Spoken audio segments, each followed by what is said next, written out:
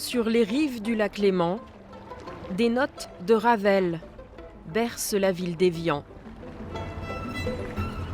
Aux rencontres musicales, un public averti côtoie des curieux et des touristes. C'est pas grave, ils applaudissent pas forcément au bon moment, mais on s'en fiche. Ce qui est important, c'est que les gens apprécient. On ne passe pas que les tubes, on ne passe pas que le lac des Cygnes. Je parlais du boléro de Ravel tout à l'heure. Bien sûr, c'est des choses qu'on pourra entendre, mais on va aussi passer des œuvres plus exigeantes, qui ne sont pas forcément d'un abord très compliqué, mais que les gens n'ont pas forcément l'habitude d'entendre. Et on s'aperçoit que tout le monde a une oreille musicale, tout le monde est touché par la musique, le spectacle vivant.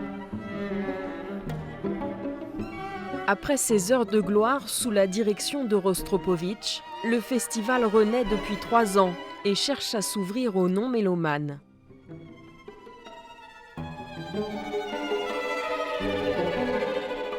Pendant 8 jours, une programmation de musique classique, orchestrée par le quatuor Modigliani à la direction artistique. C'est une thématique autour de la musique française. C'était pour nous en fait naturel de revenir à la musique française. De grands compositeurs ont séjourné, de grands écrivains comme Proust sont venus à Évian au début du siècle.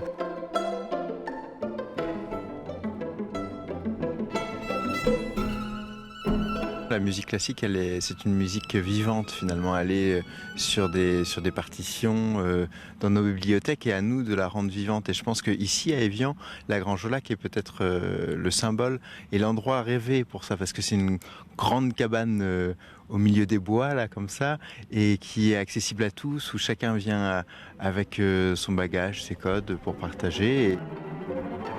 Dans la Grange au Lac, cette salle construite en bois, chacun a rendez-vous cette année avec Debussy, Boulez, Dutilleux ou Chopin.